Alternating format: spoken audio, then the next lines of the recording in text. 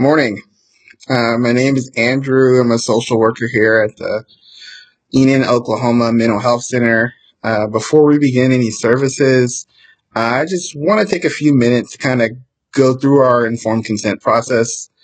This is an important step because it ensures that you understand your rights, the nature of our services, and the limits of confidentiality.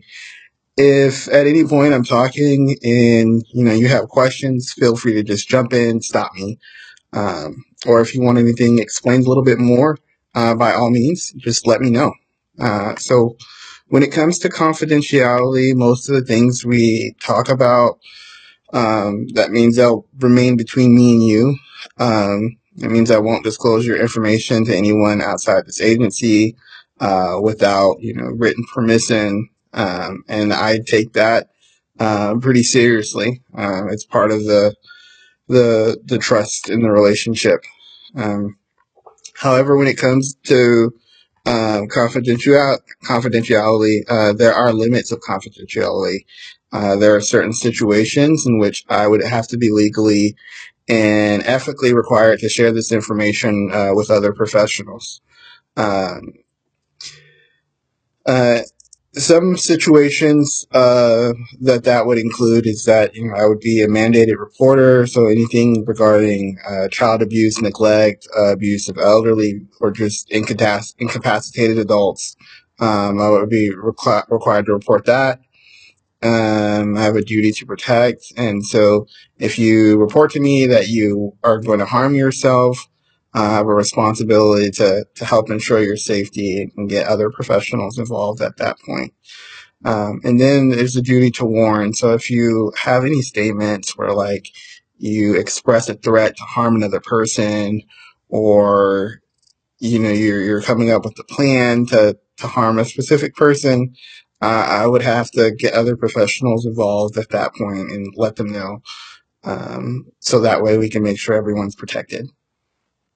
And then lastly, one of the limits of confidentiality comes to court orders and subpoenas. If your records are subpoenaed, or if there's a court order to release this information, I would be required to provide those documents. Um, as a client, I just wanted you to know that that your rights are important. You have the right to decline, stop, or change services at any time. I always like to tell clients, you are in the driver's seat. So I'll discuss any alternatives if you choose not to move forward with services.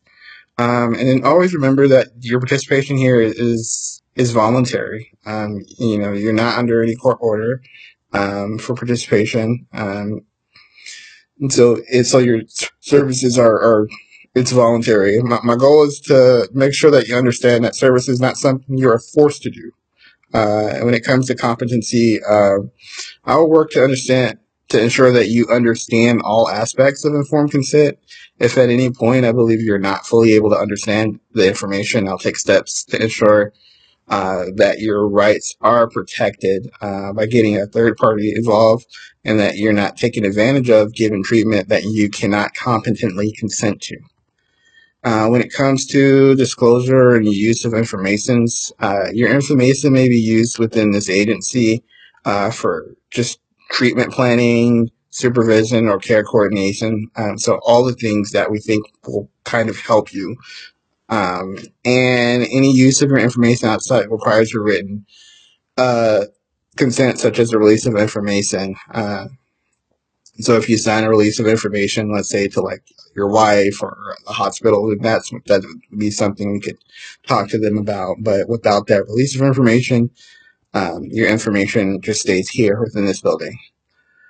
And lastly, just for a financial responsibility, I also want you to be aware that you're entitled to information about fees, billing, any potential costs related to your services. So if you're paying out of pocket or insurance, that's something we can either review together, or I can refer you to one of our case managers here, or you can discuss that up front with the receptionist, whichever option you're most comfortable with. I just really want you to have no surprises.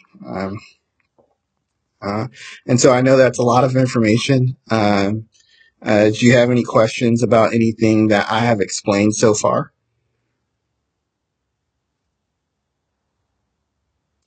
Okay. Well, if you don't have any questions I've explained so far, just know that you can always ask me questions later, or if you change your mind about not consenting to treatment, or any questions about anything else, feel free to let us know. But thank you.